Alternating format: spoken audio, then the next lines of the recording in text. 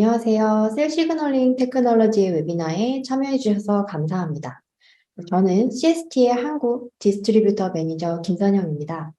오늘 성공적인 웨스턴 블랏을 위한 솔루션이라는 제목으로 웨스턴 블랏에 대한 다양한 팁에 관해서 말씀을 드리도록 하겠습니다. 웨스턴 블랏에 대해서 말씀드리기 앞서서 셀 시그널링 테크놀로지에 대해서 간단하게 소개를 드리고자 합니다. 셀 시그널링 테크놀로지는 1999년 이래로 미국의 매사추세츠주 덴버에서 안티바디를 개발 및 제조하는 글로벌 회사로 성장해 왔습니다. 셀 시그널링 테크놀로지는 여러분과 같은 연구자들로 이루어진 회사입니다. 따라서 고객분들, 즉 연구자분들의 입장과 마인드로 최적의 제품을 제공을 하고자 노력을 하고 있습니다. 저희는 서비스 제품으로 신약 개발과 베이직 리서치에 도움을 드릴 수 있는 기술인 포스트 트랜슬레이셔널 모디피케이션 분석도 포함이 되어 있습니다. 또한 사회적 기업으로 환경을 생각하고 지역사회에 공헌하기 위해서 다양한 활동을 하고 있으며 1% 보더 플래닛에 가입을 하고 있어서 지구 환경 개선을 위해 노력하고 있습니다. 셀 시그널링 테크놀로지의 미션은 최고의 제품을 통해서 학계뿐 아니라 제약사에 계신 연구자분들께서 지속적으로 연구하실 수 있는 제품 및 연구 툴을 제공하는 것입니다. 이를 위해서는 높은 퀄리티의 제품을 지속적으로 생산하는 것이 중요한데요. 저희가 생산하는 모든 안티바디는 웨스턴, IP, IHC, IF, 플로우, 칩, 커덴넌과 같은 어플리케이션에서 다음과 같은 세 가지 크라이테리아를 바탕으로 강도 높은 발리데이션을 진행하고 있습니다. 특정 단백질만을 타겟하는 스페시피시티, 적은 농도도 감지하는 센시티비티, 지속적인 재현이 가능한 리프로듀서빌리티가 그 세 가지 항목입니다. 또한 CST 모든 제품은 미국 연구소에서 CST 과학자들에 의해서 생산되고 발리데이션을 진행을 하기 때문에 란 넘버가 다르더라도 동일한 퀄리티의 제품을 지속적으로 사용하실 수 있습니다. 그래서 이러한 노력으로 많은 연구자분들께서 저희 제품을 인정해 주신 결과 2019년 그리고 2020년에 이어서 올해도 사이트 앱에서 가장 우수한 제조업 방식으로 인정을 받을 수 있었고요. 또한 가장 암 연구 분야에서도 저희 제품을 인정을 해주셨습니다. 오늘의 본론에 대한 아젠다입니다. 웨스턴 블랏에 대한 간단한 소개를 드리고요. 제한성 문제 및 CST 발리데이션에 대해서 말씀을 드린 후에 스텝 바이 스텝으로 프로토콜에 대해서 짚어보며 도움을 드리도록 하겠습니다. 웨스턴 블랏은 1979년에 처음 소개된 이후에 실험실에서 단백질을 확인하고 분석하기 위해 사용하는 가장 보편적인 기술로 사용이 되어 왔습니다. 아시다시피 웨스턴 블랏은 실험적으로 두 가지 큰 특징이 있는데요. 세포의 단백질을 정량한 후에 전기용동을 사용해서 단백질의 크기에 따라 나누게 되고 단백질 특이적인 안티바디를 사용해서 이제 검출을 하는 방법이죠. 그래서 이런 방법으로 웨스턴 실험을 하는 이유는 당연히 주어진 샘플에 원하는 단백질의 발현 유무 확인, 그리고 발현 정도를 비교하는 것이죠. 그래서 이를 사용하는 세포와 조직에 따라서 차이가 있을 수 있으며 처리하는 약물에 따라서 통계적으로 유의미한 결과를 얻기 위해서 진행합니다. 임상적으로는 HIV, 헤파티티스 B, 라임 디지즈와 같은 질병을 확인하고자 할 때도 사용을 할 수가 있어요. 그래서 그림상으로 보시면 멤브레인 위에 단백질이 있는 게 보이시죠? 그 위에 프라이머리 안티바디로 프로브를 하고 세컨더리 안티바디로 프로브를 한 후에 디텍션을 하는 그런 방법입니다. 오늘 제가 말씀드리고자 하는 부분은 그림에서 보시는 것과 같은 양질의 데이터를 얻으시는데 도움이 될 만한 몇 가지 조언을 해드리기 위해서입니다. 그러기 위해서는 기본적으로 품질이 검증된 안티바디, 그리고 좋은 품질의 버퍼 및 시약들, 그리고 이러한 안티바디와 시약들이 모두 옵티마이즈된 프로토콜이 있어야 합니다. 우선적으로 단백질 확인에 대해서 중요한 포인트 중에 하나인 안티바디의 재현성에 대해서 말씀을 드리고자 합니다. 최근 몇 년간 안티바디의 스페시피시티에 관련된 문제점, 그리고 이 문제점이 연구 전반에 어떠한 경제적 영향을 주는지 이제 관심을 가지게 되었고요. 2015년에 The Economics of Reproducibility in Preclinical Research라는 주제의 논문이 플러스 바이올로지에서 출판이 되었습니다. 논문 내용을 보시면 첫 번째 그림인데요. X축은 기관의 암 연구, 신약 개발 프로젝트를, 그다음에 Y축은 안티바디의 재현성이 문제가 되고 있는 프로젝트의 퍼센티지입니다. 그래프에서는 진행되고 있는 프로젝트 전반적으로 안티바디 재현성에 문제가 있고 프로젝트의 50% 이상이 재현성에 문제가 있는 곳도 있었습니다. 또 두 번째 그림은 비임상 연구에서 연구의 재현성이 경제성에 미치는 영향을 단적으로 보여주고 있습니다. 보시다시피 비임상 연구 중에 연구 절반이 재현이 되지 않고 있고요. 이는 28.2 빌리언 달러에 달하는 경제적 손실을 가지고 오고 있습니다.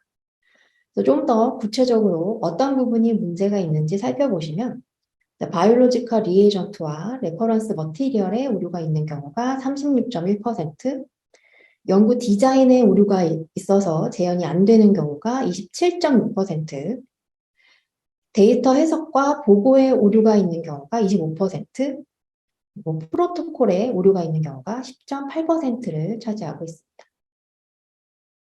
또한 논문에서는 연구에 사용된 안티바디들의 출처, 그리고 스페시피시티 확인 없이는 연구 논문을 받아주면 안 된다고 언급을 하고 있고요. 하나의 연구 툴만을 이용해서 안티바디의 스페시피시티를 구분하기는 불충분하고, 특히 안티바디 프로테인이 없을 때 밴드가 나타나지 않는 네거티브 컨트롤도 확인을 해야 한다고 말을 하고 있습니다. 이러한 문제점은 안티바디가 재현이 되느냐 아니냐 하는 원론적인 문제에서 출발을 하게 되겠죠. 이와 같은 연구 논문을 하나 더 말씀드릴 건데요. 2017년에 사이언티픽 리포트에서 이제 안티바디 스페시피시티와 리프로듀서빌리티에서 대해서 이제 발간한 논문으로 NLRP3가 관련된 면역 반응에 관련된 논문입니다.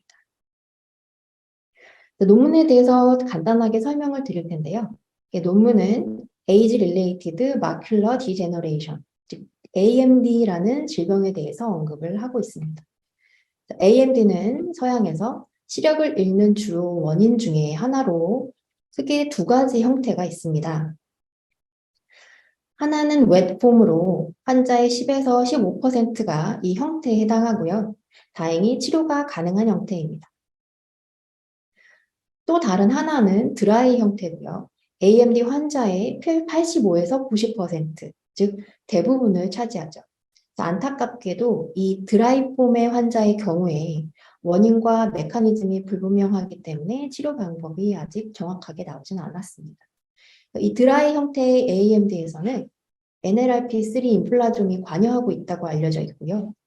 레티날 피그먼트 에피셀리움의 디제너레이션도 연관성이 있다고 알려져 있습니다. NLRP3의 인플라좀에 대해서 간단히 살펴보실 건데요. 이 NLRP3 인플라좀은 LPS 혹은 TNF-알파에 의해서 톨라이 리셉터가 트리거된 시그널링이 NLRP3 인플라좀을 통해서 전달이 되어서 결과적으로는 IR1베타 그리고 IR18을 전사시킨다는 것을 그림을 통해서 확인하실 수 있습니다. 레티날 피그먼트 에피셀리움 같은 경우에 위치를 보시면 저희 싱글 레이어로 되어 있고요. 바깥쪽은 브런치막과 맥락막과 연결이 되어 있고 안쪽은 광수용체 세포의 바깥쪽 부분과 연결이 되어 있습니다. 논란이 되는 부분은 이 NLRP3가 레티날 피그먼트 에피셀리움과 같은 non-이뮨셀에서도 발현이 되느냐 하는 것인데요. 이미 관련해서 발현이 된다는 논문과 그렇지 않다는 논문이 각각 퍼블리시가 되어 있습니다. 따라서 AMD 연구에서 이 NLRP3가 정말 연관성이 있느냐 없느냐 하는 것은 실험에서 사용한 세포 샘플들에서 NLRP3가 발현이 되느냐 아느냐를 확인하는 것에서 시작을 할 수가 있겠죠. 이 논문에서는 지금까지 발간된 AMD 논문에서 사용된 안티바디를 포함해서 8개의 다른 브랜드의 안티바디를 테스트를 하였습니다. 테스트의 기준은 크게 3가지인데요. 구체적으로 보시면 첫 번째는 파지티브 컨트롤입니다. 스티뮬레이티드 된 셀 라인인 마우스 로셀이랑 휴먼 THP 원셀을 사용을 했고요. 그리고 이미 NLRP3가 많이 발현이 된다고 알려진 스플린 티슈도 사용을 하였습니다. 그리고 두 번째는 네거티브 컨트롤인데요. NLRP3가 낙아웃된 티슈인 마우스 티슈를 사용을 해서 시그널이 안 나오는 것을 확인을 했고요. 세 번째로는 118kDalton의 그 위치에, 정확한 위치에 이 단백질이 디텍션이 되느냐 하는 것을 확인을 했습니다. 실험 결과를 보시면 118kDalton에서 디텍션이 안 되는 제품이 대부분인 것을 확인을 하실 수가 있죠. 파지티브 컨트롤로도 확인이 불분명하고요. 심지어 낙아웃 조건에서 디텍션을 하는 항체가 있다는 것을 확인하실 수가 있습니다. 논문에서는 AMD 관련된 연구 논문이 아직 발간되진 않았지만 오직 CST 안티바디만이 3가지 기준을 통과했다고 확인을 하였습니다. 이렇게 제대로 된 항체를 개발하기 위해서 CST에서는 자체적으로 다양한 항체 발리데이션을 진행을 하고 있는데요. 일단 다른 경쟁업체 제품을 살펴보도록 하겠습니다. 주요 탑3 브랜드의 홈페이지에 나와 있는 자료인데요. 이 포스포 P38을 예를 들어서 말씀드리겠습니다. 첫 번째 브랜드는 리컴비넌트 프로테인을 사용한 결과를 보여주고 있습니다. 하지만 보여주고 있는 데이터는 바이올로지컬 모델과 연관성이 좀 떨어지고요. 안티바디 스페시피시티에 대한 데이터를 보여주고 있지는 않습니다. 두 번째 브랜드는 애니소마이신을 처리한 것과 처리하지 않은 힐라셀의 실험 결과를 보여주고 있습니다. 처리군에서 시그널이 강하게 나타나는 것으로 보여지지만 베이젤 레벨에서도 포스포 P38이 디텍션이 되는 것을 확인을 하실 수가 있죠. 세 번째는 두 번째와 같은 조건이지만 처리하지 않은 베이젤 레벨에서 시그널이 없습니다. 그렇다면 두 번째와 세 번째 중 어떤 것을 더 믿을 수 있을까요? 그리고 추가적으로 이 세 브랜드에서는 웨스턴 데이터만을 보여주고 있습니다. 각 브랜드에서는 다른 실험에도 적용을 할 수 있다고는 말을 하고는 있지만 데이터를 공유하지 않고 이렇게 언급만을 믿고 구입을 직접 하신다면 연구자분들께서 직접 시간과 돈을 들여서 발리데이션을 진행을 해야 합니다. CST에서는 이 어플리케이션에 대한 발리데이션을 진행해서 그 데이터를 연구자분들께 공유드리고 있습니다. 저희 CST의 발리데이션의 방법에 대해서 간단하게 살펴보실 텐데요.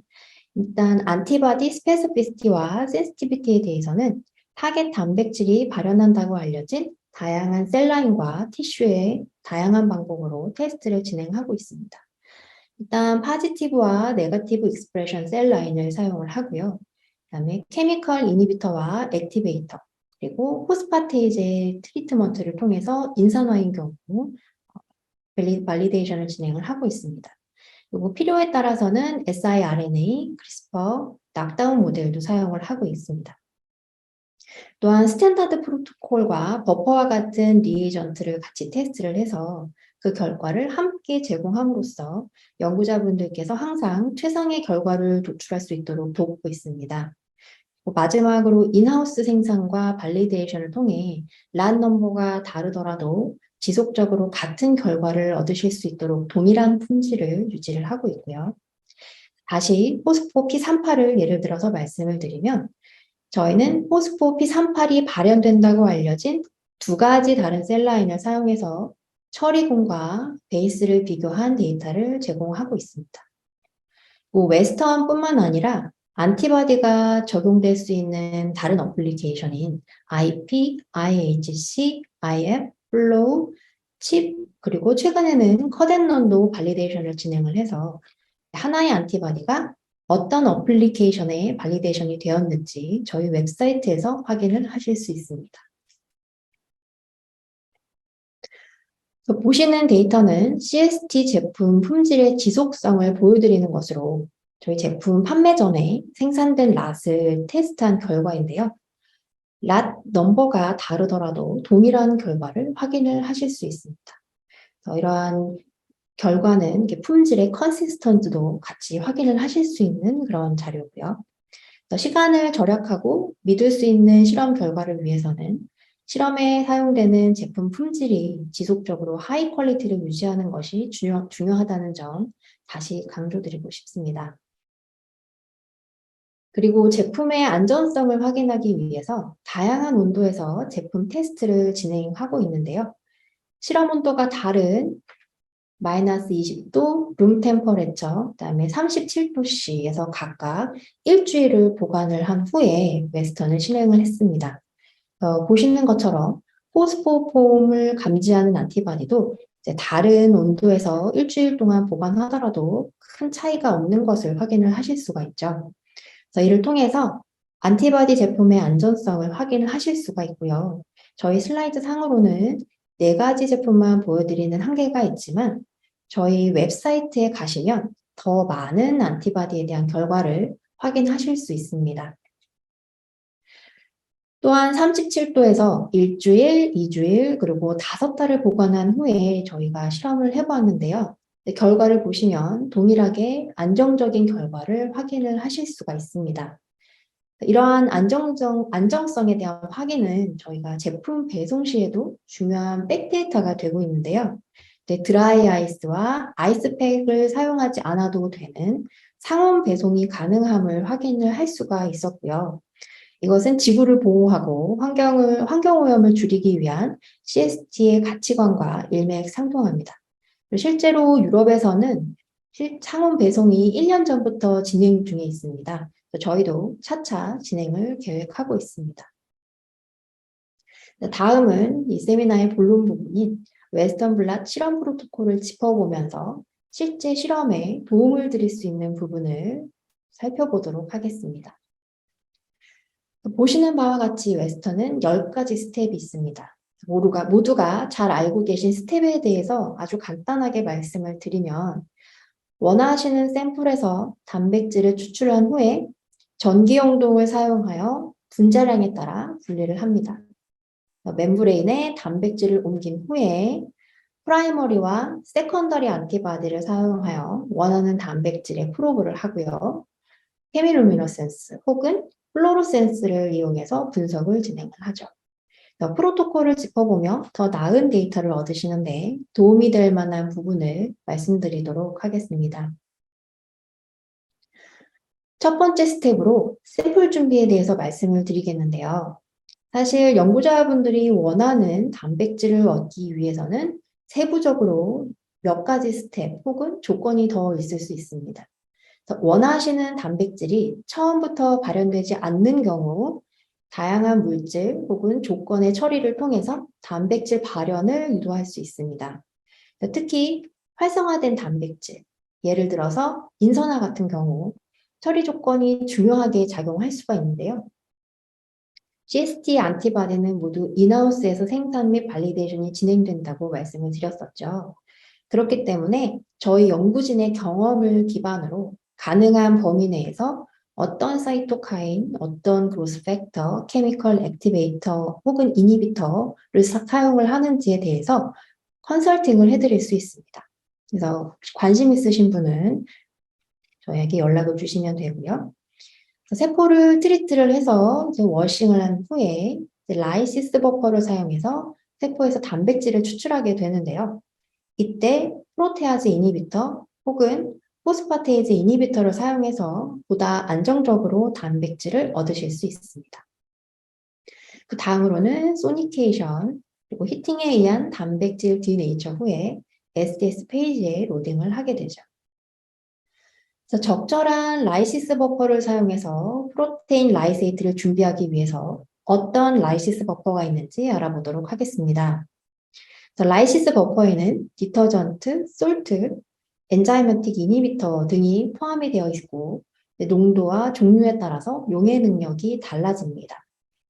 타겟 프로테인의 종류와 위치, 세포 질 혹은 행내라든지 이런 위치에 따라서 적절한 라이시스 버퍼를 선택할 수 있는데요. 특히 막단백질 같은 경우 하이드로포비스티로 인해서 수용액에 잘 용해가 되지 않는 경우가 있습니다. 그럴 때 챔스 버퍼를 사용하시길 권장드리고 있고요.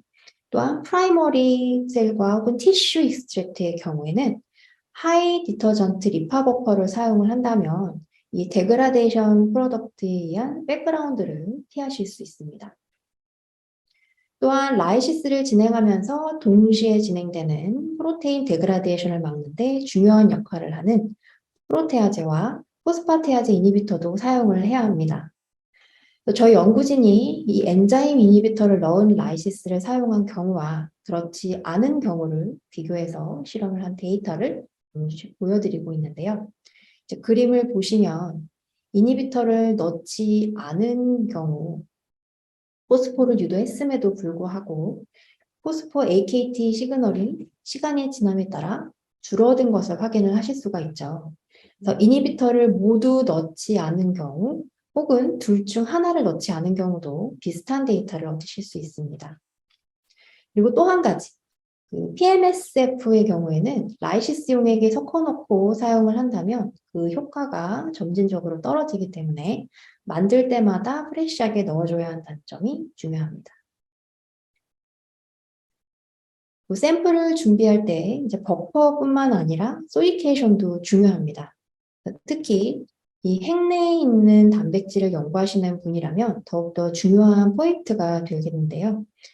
그림을 보시면 소니케이션을 한 샘플과 그렇지 않은 샘플을 비교하실 수가 있어요. 그래서 소니케이션을 사용을 하면 라이시스 버퍼만을 사용했을 때보다는 물리적으로 막을 더 부숴주기 때문에 효과적으로 타겟 단백질 디텍션이 가능합니다. CST에서는 소니케이터의 종류가 다르더라도 전체 파워에서 약 35에서 40% 파워로 10초씩 3번 소니케이션 하시기를 권장드리고 있고요. 소니케이터가 없으시더라도 가는 주사 바늘을 사용해서 소니케이터와 비슷한 효과를 얻으실 수가 있습니다. 또 하나의 중요한 포인트로는 로딩 컨트롤이 있습니다. 다른 샘플 간 익스프레션 레벨을 비교할 때 그리고 트랜스퍼를 할 때의 기준이 되기도 하죠. 로딩 컨트롤 같은 경우에는 몰레큘러 웨이트과 유비퀴터스한 발현이 기준이 되겠죠. 하지만 더 고려해야 될 부분은 타겟 단백질의 위치와 기능입니다. 그래서 가장 많이 사용되는 로딩 컨트롤은 베타액틴과 갭DH인데요. 하지만 셀 그로스를 연구하신다면 익스프레션 레벨이 같이 변하기 때문에 베타액틴은 적절하지 않고요.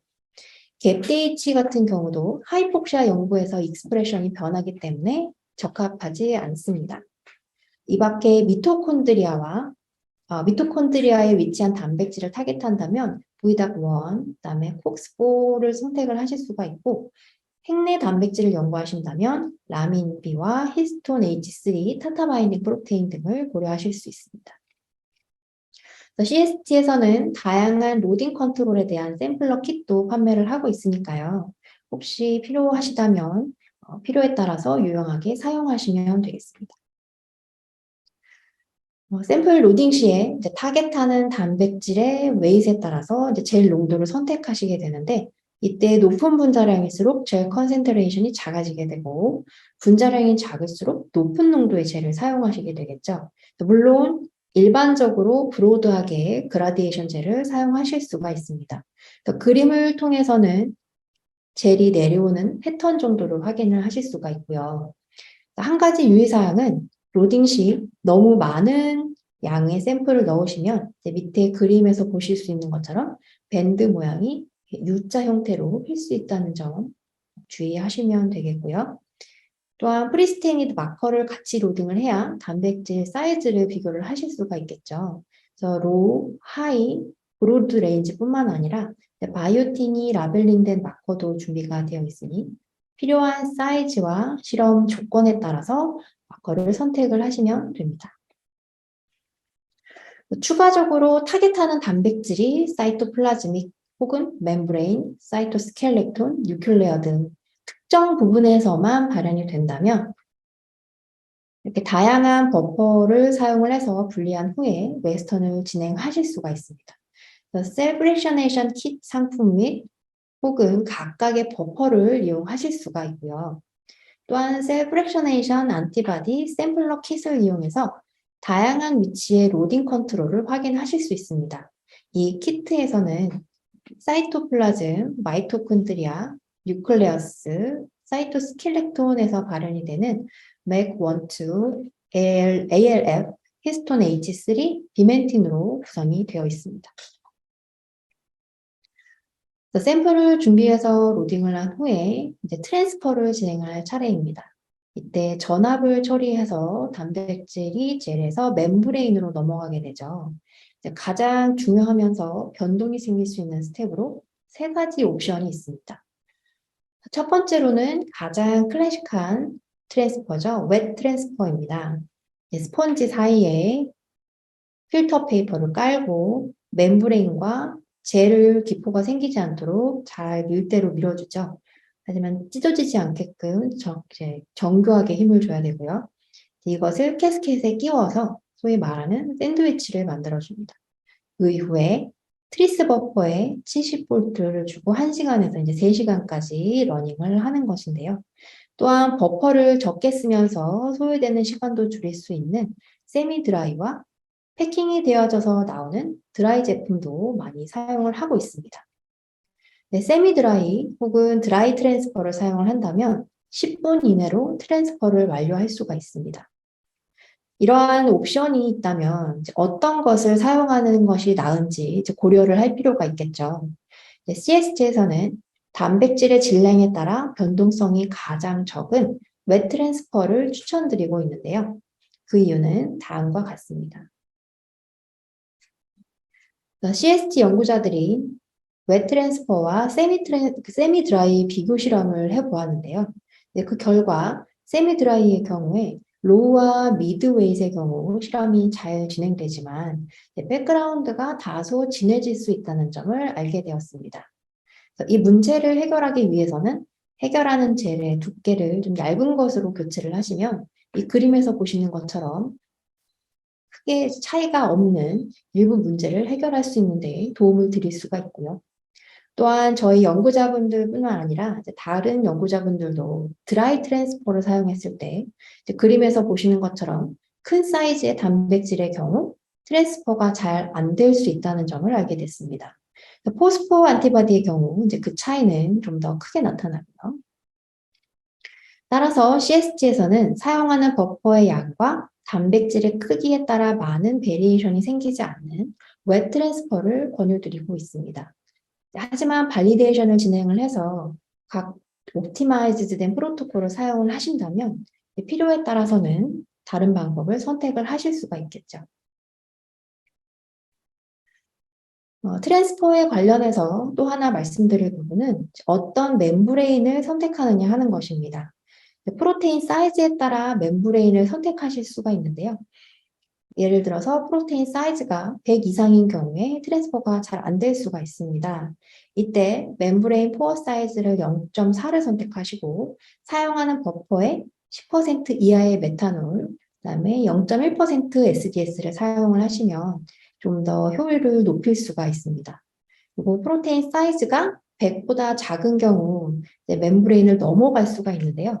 그럴 경우에는 사이즈가 0.2 이상적이며 SDS는 넣지 않고 메탄올을 20% 트랜스퍼 버퍼에 사용하시면 좀 더 효율적으로 사용을 하실 수가 있습니다. 각 멤브레인의 특징을 보시면 PVDF 같은 경우에는 메탄올을 사용해서 미리 적셔줘야 하지만 단백질이 바인딩이 더 잘 되고 센시티비티 면에서 더 좋습니다. 니트로셀룰로즈 같은 경우에는 트랜스퍼 버퍼 시에 메탄올이 필요하고요. 낮은 백그라운드 결과를 얻으실 수 있는 장점이 있습니다. CST 프로토콜에서는 이제 백그라운드가 적게 나오는 NC를 권장을 드리고 있지만 고객분들의 편의와 필요에 따라서 PVDF를 사용하셔도 무방합니다. 트랜스퍼에서 마지막으로 저희가 추천드리는 부분은 바로 퐁듀용액을 사용해서 트랜스퍼가 제대로 되었는지를 확인하는 스텝인데요. 샘플 로딩이 제대로 되었는지, 버블이 있는지 등을 중간 단계에서 확인을 하실 수 있는 스텝입니다. 예시 그림에서 확인하실 수 있는 것처럼 샘플이 오버로딩이 되거나 혹은 스티키에서 로딩이 잘 되지 않았을 경우에 안티바디가 바인딩이 되었어도 실험 결과를 신뢰하기가 힘들겠죠. 그렇기 때문에 이 퐁듀르 용액을 통해서 트랜스퍼 중간을 꼭 확인하시길 권장해 드리고 있습니다. 지금까지는 샘플 만들어서 로딩해서 트랜스퍼를 마쳤고요. 이제 블락킹을 시작할 차례인데요. 일반적인 단백질의 경우는 0.1% 트윈20을 넣은 1x-TBS 버퍼에 5% 넌팻 드라이 밀크를 권장을 드리고 있습니다. 하지만 포스포의 경우에 5% 넌팻 드라이 밀크 블락킹이 강하기 때문에 BSA 사용을 권장드리고 있어요. 그래서 이 부분은 CST 안티바디를 받으실 때 같이 동봉되는 데이터 시트에서 확인을 하실 수가 있고요. 블락킹 경우에는 상온에서 진행하시면 되고 소요되는 시간은 30분에서 1시간입니다.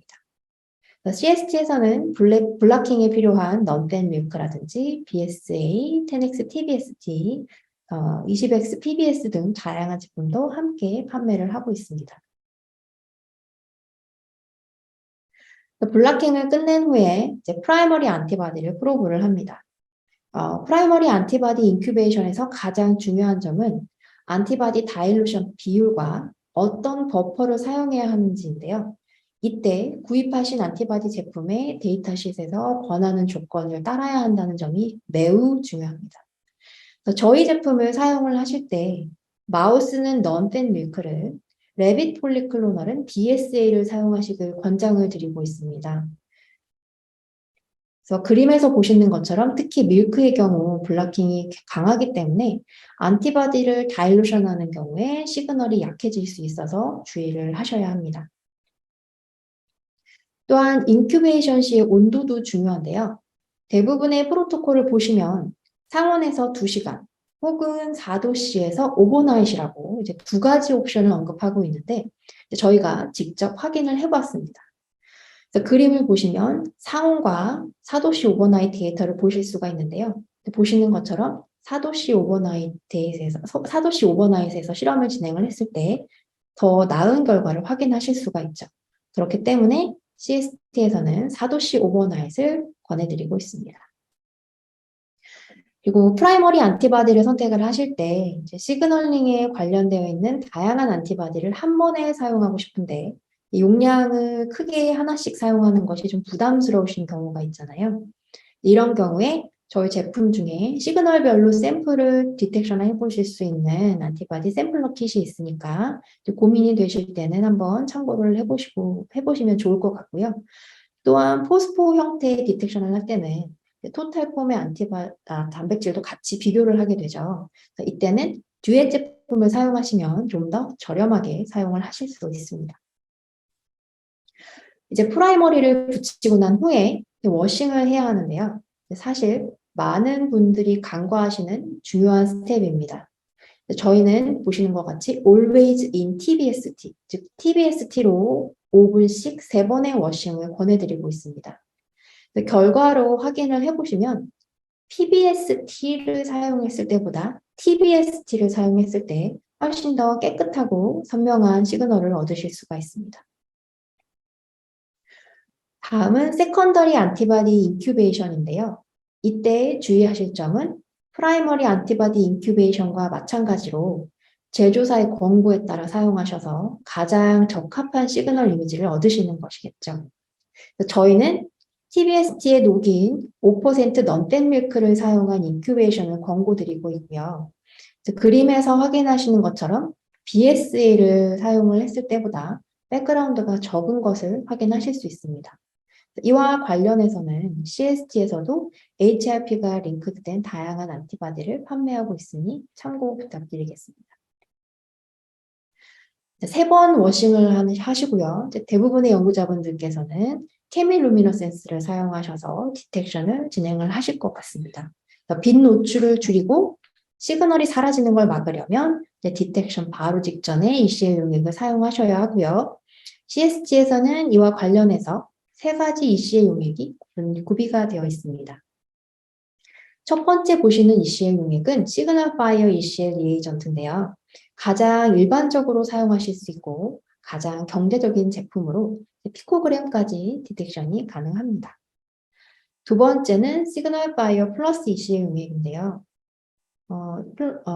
디텍션 감도는 빨리 디텍션을 할수록 더 좋겠죠. 근데 24시간 후에도 피코 레벨까지 디텍션을 할 수 있는 특징이 있습니다. 그래서 제품 특징란에는 저희가 longest signal duration이라고 표현을 해놨죠. 세 번째 ECL 용액은 일라이트 ECL 용액으로 피코뿐만 아니라 fem토 레벨의 단백질도 디텍션을 할 수 있는 가장 감도가 좋은 제품입니다. 그래서 위에 그래프를 보시면 그래프를 통해서 이제 세 가지 ECL 용액의 감도를 비교 확인을 하실 수가 있습니다. 또한 필요에 따라 혹은 보유하고 있는 기기의 디텍션, 조건, 사양 이런 것에 따라서 케미루미노센스뿐만 아니라 플루오로센스 디텍션도 가능하실 수가 있죠. 형광 디텍션을 하시는 연구자분들이 점점 늘고 있는 추세이기도 하고요. 장점으로는 한 번에 다양한 프로테인 디텍션이 가능하고요. 오랜 시간이 지난 후에도 여전히 디텍션이 가능하다는 점입니다. 마지막으로는 퀀티피케이션이 가능하다는 점이 큰 장점이죠. 하지만 케미루미노센스보다는 센시티비티가 10배에서 100배 정도 좀 떨어지고요. 그래서 피코그램까지 디텍션이 된다는 점, 그리고 사용하는 리에이전트나 PVDF에 따라서는 모토플로로선스가 나올 수 있는 단점도 있습니다. 물론 이러한 부분은 프로토콜 옵티미제이션을 통해서 개선을 할 수가 있고요. 형광 디텍션에 관련해서 CSG에서도 세컨더리 항체에 680과 800 형광이 붙어 있는 관련 제품을 보유하고 있습니다.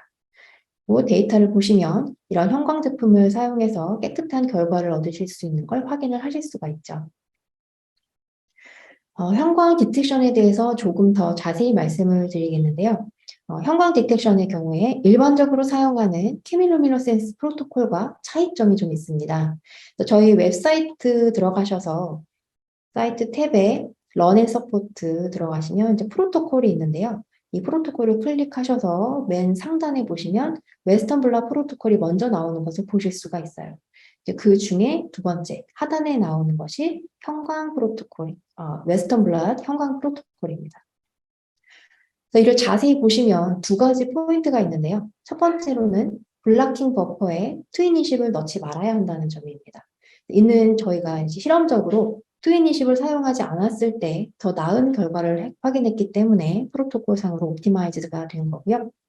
두 번째로는 플로로센스 스캐닝 전에 멤브레인을 말려야 한다는 점입니다. 이는 멤브레인이 젖어 있을 때 오토플로로센스의 원인이 될 수 있기 때문에 주의를 하셔야 합니다. 또한 블라킹 버퍼와 안티바디 희석액이 포함되어 있는 트루 블랙 버퍼를 사용하시면 보다 나은 센시티비티와 스페시피시티가 있는 데이터를 얻으실 수가 있습니다. 추가적으로 웨스턴 블라 실험에 필요한 버퍼, 리에이전트, 컨트롤 안티바디, ECL 용액, 넌댐 밀크, 프레스테이니드 마커가 전체적으로 다 포함이 되어 있는 키트도 있는데요. 이 키트는 처음 실험을 시작하시는 분 혹은 실험실 세팅을 진행하실 때 이제 시스템을 갖춰가는 데 도움을 드릴 수 있을 것 같습니다.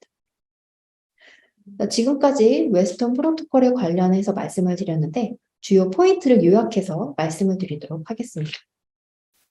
저희가 웨스턴 블랏에 관련된 다양한 테크니컬 서포트를 해드리면서 가장 빈번하게 문제를 해결했던 포인트를 정리해 놓은 그림입니다. 백그라운드가 강하거나 시그널이 잡히지 않는 경우가 가장 큰 두 개의 포인트였고요. 이때 살펴보아야 될 요소는 트랜스퍼 버퍼, 멤브레인 블락킹, 안티바디 다일루션, 워싱할 때 2차 항체 등등등 각기 스텝에서 문제점이 없었는지를 살펴보시면 문제를 해결하는 데 도움이 되실 수 있고요. 익숙하지만 간과할 수 있는 부분을 왼쪽에 따로 정리를 해 놓았으니까 혹시 문제가 있으시다면 이 부분을 먼저 살펴보시는 것이 어떨까 합니다. 그리고 실험에 관련해서 마지막으로 드리고 싶은 당부의 말씀은 실험을 하실 때 웨스턴 실험 하나만 하시는 것보다는 다른 실험과 같이 진행하거나 논문을 보시면서 혹은 논문을 쓰시면서 진행하실 수 있는데요. 이렇게 웨스턴 실험이 가장 우선적으로 중요한 실험이 아닐 수 있습니다. 하지만 실험을 진행하실 때만큼은 꼭 장갑을 사용하셔서 그림에서 보시는 것과 같은 이렇게 지저분한 이미지를 얻으시는 일이 없으셨으면 좋겠습니다. 그리고 지금까지 제가 말씀드린 내용은 CST 실험 브로셔 중에 저희 웨스턴 블랏 실험 브로셔가 있어요. 여기서 대부분 확인하실 수가 있고요. 저희가 실험 브로셔가 웨스턴뿐만 아니라 칩, IF, IHC 등도 있습니다. 각 브로셔에는 저희가 옵티마이즈드 된 프로토콜도 같이 실어 놓았으니까요. 참고를 하셨으면 좋겠고요. 많은 유용한 정보를 얻으실 수 있으니 원하시는 경우 코람 대리점 혹은 저희에게 문의를 하시면 받아보실 수 있습니다. 프로토콜과 일부 정보는 CST 웹사이트에서도 확인하실 수 있습니다. 네, 추가적으로 웨스턴과 관련해서 혹은 다른 실험 방법에 대해서 알고 싶으시다면 저희 웹사이트 런앤서포트에 들어가셔서 프로토콜을 보시면 되고요. 관련 비디오는 비디오 앤 웨비나를 참고하셔서 시청하실 수가 있습니다. 그리고 테크 서포트가 필요하시다면 본사에 직접 문의를 하셔도 되고 포럼을 통해서 혹은 저에게 문의를 하시면 저희가 대답을 해드리도록 하겠습니다. 추가적으로 CST는 셀프레스에서 진행하고 있는 셀 멘토라는 프로그램을 후원하고 있거든요. 실험에 관련된 조언, 인사이트 등이 필요하신 분들은 웹사이트를 통해서 도움을 얻으실 수가 있고요. 구글에 들어가셔서 셀 멘토를 검색하시면 좀 더 자세한 내용을 직접 살펴보실 수 있습니다. 정말 마지막으로 저희가 CST의 다양한 시그널링에 관련된 핸드아웃이 필요하신 분들은 저희 웹사이트 상으로에서도 확인을 하실 수가 있어요. 상단 바에 들어가셔서 패스웨이를 클릭하시면 질병 혹은 리서치 분야별로 이렇게 나눠놓은 인덱스를 확인을 하실 수가 있습니다. 예를 들어서 이중 디지즈 에어리아를 선택을 하시면 왼쪽에서 보시는 것과 같은 페이지가 나오고요. 이 페이지 하단에 좀 더 다양한 질병 관련 인덱스를 보실 수가 있고요. 이 중에 하나를 클릭하시면 이 오른쪽에서 보시는 것과 같은 일반적으로 저희가 잘 알려지고 유명한 그런 핸드아웃을 직접 보실 수가 있습니다. 네, 제가 말씀드리고자 하는 부분은 여기까지고요. 지금까지 오랜 시간 경청해 주셔서 감사합니다.